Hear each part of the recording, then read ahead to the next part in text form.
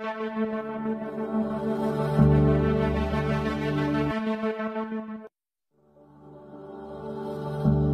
d'Ivoire, Abidjan Plateau, le vendredi 10 novembre 2023, s'est tenue la conférence internationale sur les gouvernements et la communication 2023. Je vous accueille aujourd'hui à la conférence internationale sur les gouvernements et la communication.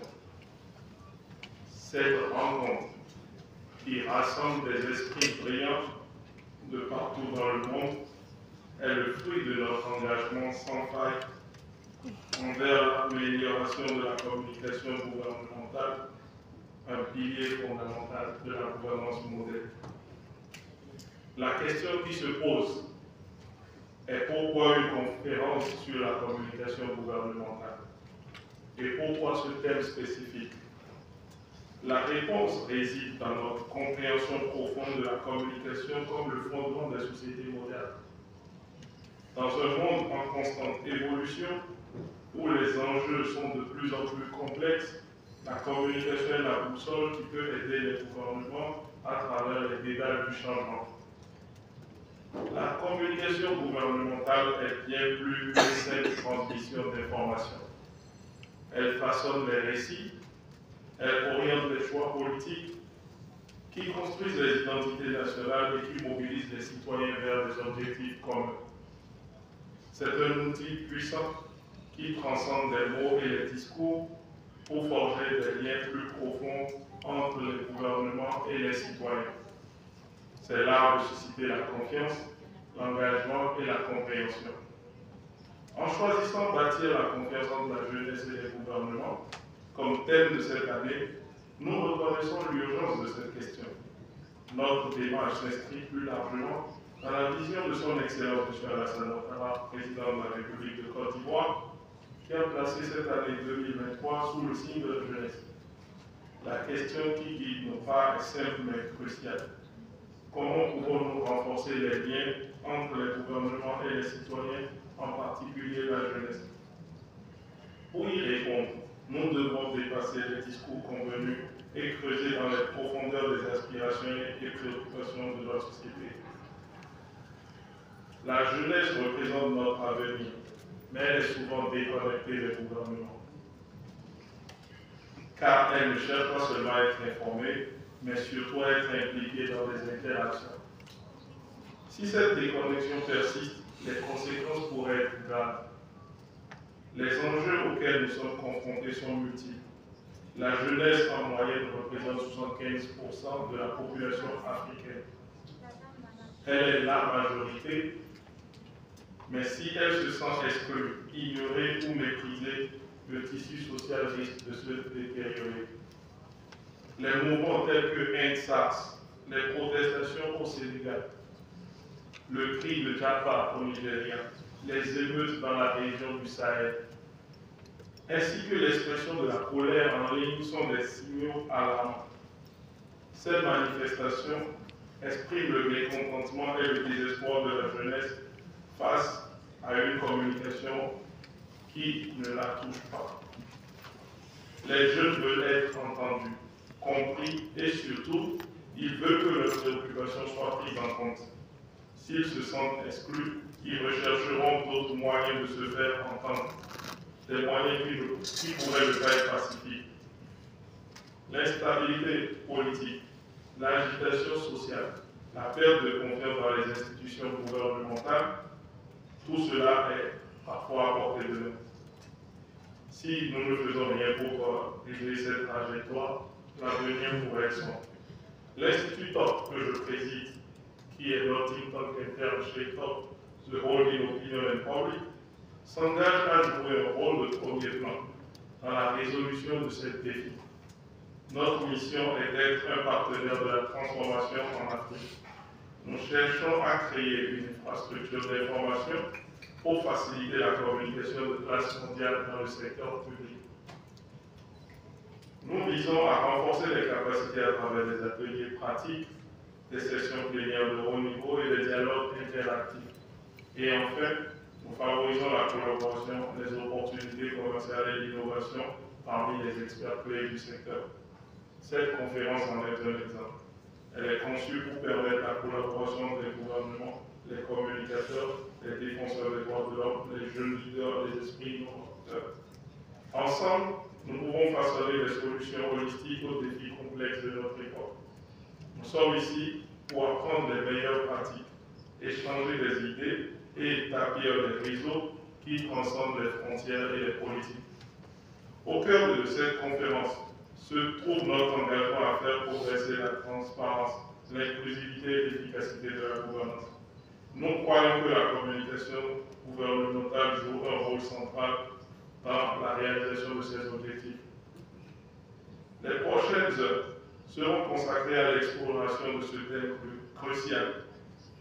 Nous allons examiner les défis de la confiance dans les institutions publiques, les principes fondamentaux de la communication efficace, les stratégies pour créer une marque publique de confiance et les moyens d'embrasser la transparence et l'engagement civique.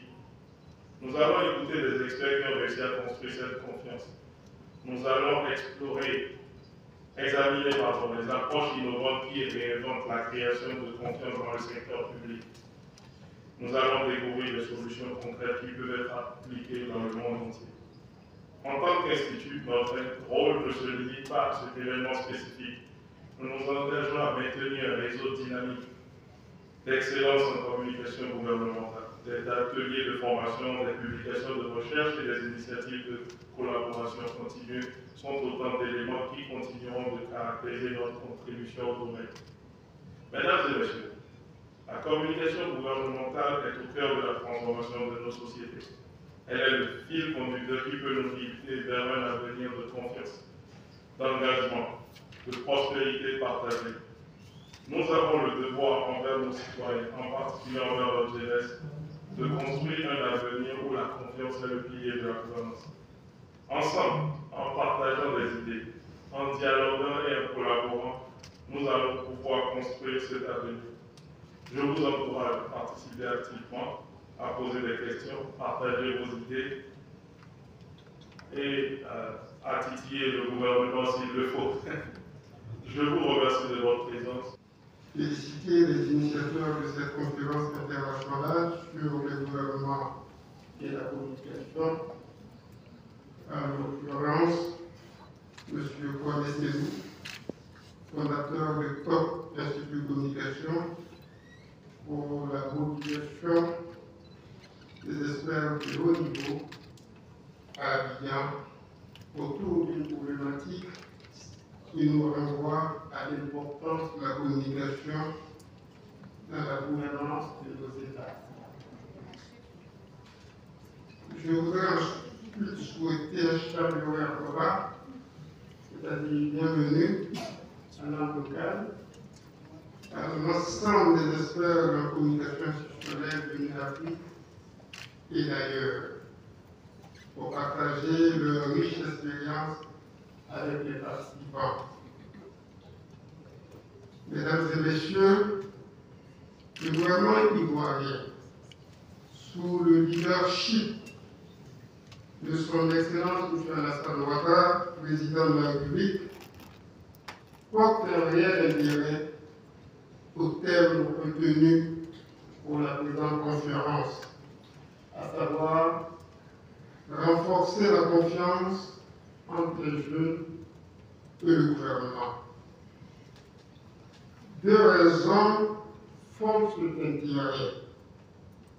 La première tient au fait que le gouvernement a toujours porté un intérêt pour notre jeunesse, parce qu'elle incarne notre avenir.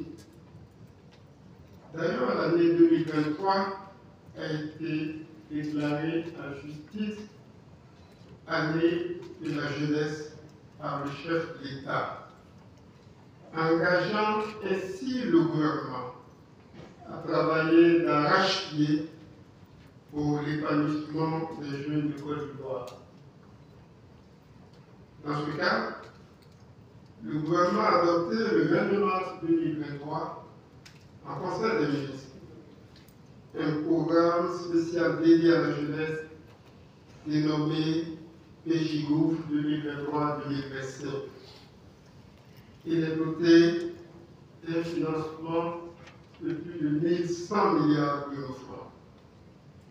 Il vise la formation des jeunes dans des programmes divers tels que le digital, le sport, la culture, l'agriculture, etc. Leur insertion socio-professionnelle à travers des stages de qualification ou d'insertion directe, ou encore dans le financement de leurs projets d'auto-emploi. La deuxième raison est liée aux actions socio-économiques engagées par le gouvernement ivoirien depuis 2011, visant à améliorer les conditions de vie des populations, et ce, à travers le programme social du gouvernement, ISGOUF 2021-2023 et 2023-2025, dont l'impact est traduit par l'amélioration du bien-être de nos concitoyens au fil des années. Ces initiatives ont été accompagnées d'actions de communication et d'information officielles en vue d'une meilleure perception pour les bénéficiaires des efforts de l'État en leur faveur, aussi bien en milieu rural qu'en milieu urbain. Cela a contribué à renforcer la confiance des populations dans la capacité et l'engagement des dirigeants qu'ils ont choisis, à œuvrer pour l'amélioration continue de leurs conditions de vie. Au total, la communication accompagne toute action entreprise par les autorités, notamment le programme Jeunes du gouvernement et le programme social du gouvernement, en vue de montrer de façon transparente ce qui est fait et ce qui sera fait au profit des différentes couches sociales. D'où l'adhésion de nos concitoyens à la politique du président Alassane Ouattara et de son gouvernement, bien entendu. Mesdames et messieurs, la conférence internationale sur le gouvernement et la communication qui vous réunit à Abidjan se veut un forum d'échange d'expériences sur la communication publique. Aussi, il me paraît important de vous partager dans les grands traits les initiatives de la Côte d'Ivoire dans ce domaine. En effet, conscient du rôle essentiel de l'information et de la communication pour accompagner et rendre efficiente l'action gouvernementale, le gouvernement ivoirien s'est doté au fil des années d'outils institutionnels, stratégiques et techniques pour assurer ce service public. On peut citer entre autres la création, dès les premières années de l'indépendance de la Côte d'Ivoire, d'un ministère en charge de l'information, aujourd'hui ministère de la Communication. On peut citer également la création en 1962 et 1964 des médias d'État, la RTI qui est ici présente, la presse écrite, Fraternité Matin, et l'agence de presse de Côte d'Ivoire, l'AIP, Agence ivoirienne de presse.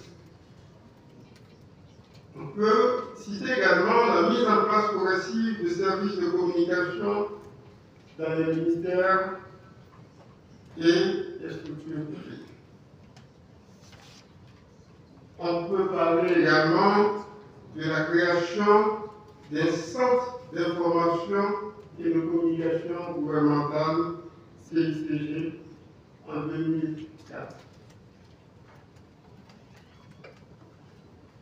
On peut enfin parler de l'adoption au Conseil des ministres d'une communication relative à une stratégie de communication gouvernementale en septembre 2013 déjà. L'évolution des moyens de communication et d'information en termes de technologie, d'accessibilité et de possibilités d'interactivité, de même que l'évolution du niveau d'éducation des populations, place la communication gouvernementale face à de nouveaux défis.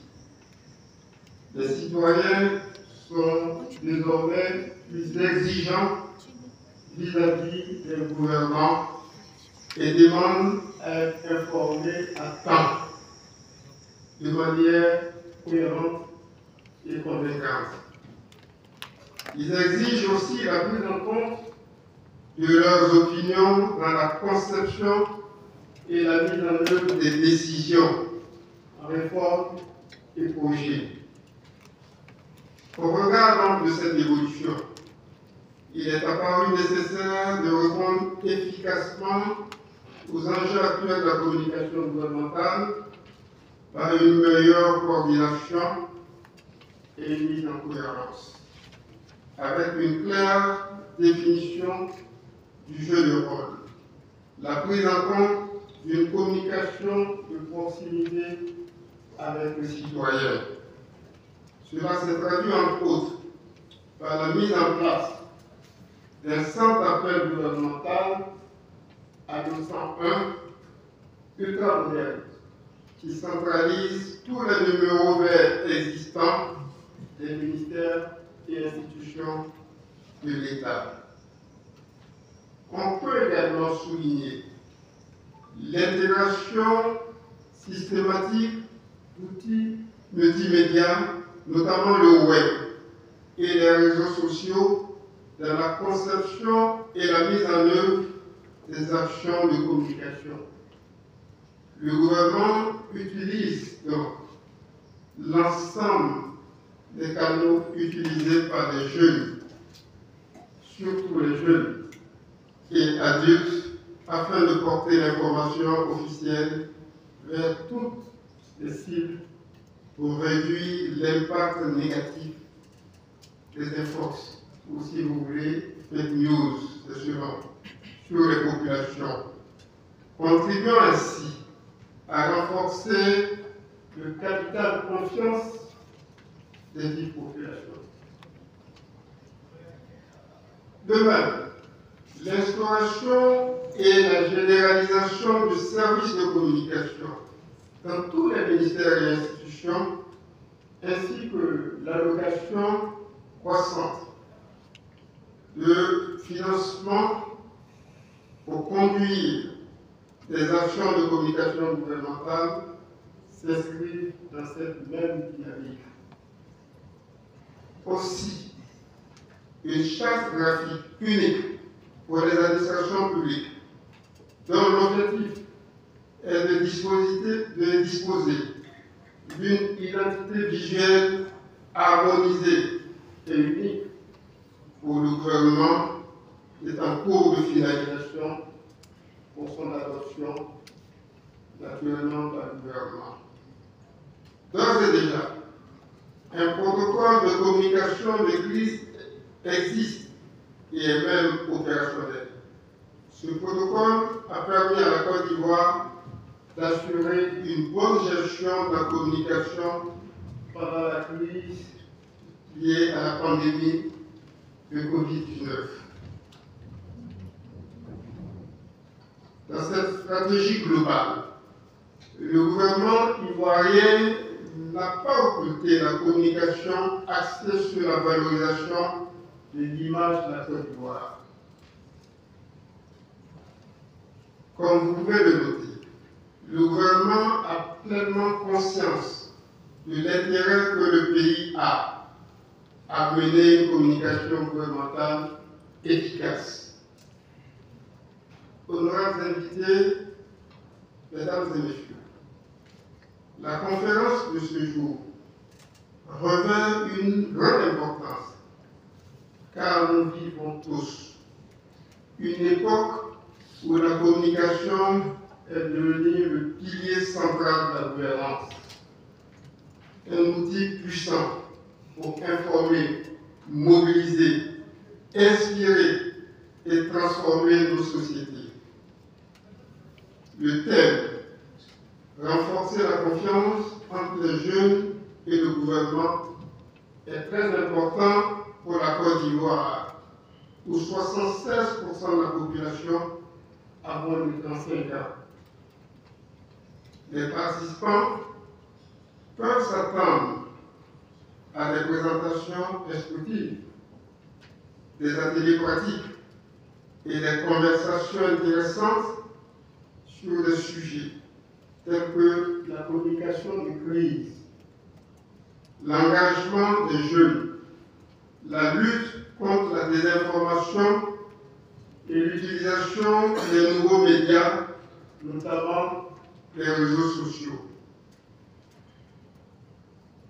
La conférence permettra par ailleurs aux participants de nouer des contacts avec des personnes partageant les mêmes idées et d'explorer certaines des stratégies de communication les plus innovantes et les plus efficaces avec les leaders du secteur de la communication. Ces discussions, nous en sommes convaincus, permettront d'améliorer notre approche en Côte d'Ivoire et plus largement en Afrique. Mesdames et messieurs, la jeunesse ivoirienne a démontré qu'elle constitue une source inestimable de créativité, d'énergie et d'innovation. Il est donc de notre devoir de l'écouter, la guider, l'impliquer dans la construction de notre avenir commun. Nous avons vu comment les jeunes de notre pays se sont mobilisés pour des causes qui leur tiennent à cœur. Comment ils ont utilisé les médias sociaux pour sensibiliser, organiser et inspirer le changement. Cela nous montre clairement que la jeunesse est un acteur essentiel de notre pays, une force motrice pour le progrès et le développement. Il faut s'en réjouir et avoir une communication adaptée avec elle pour la comprendre et profiter de la force qu'elle représente pour le progrès de l'ensemble de la communauté. Notre succès en tant que gouvernement dépend en grande partie de notre capacité à communiquer efficacement avec nos concitoyens. Nous devons continuer à évoluer et à nous adapter aux nouvelles réalités de la communication moderne.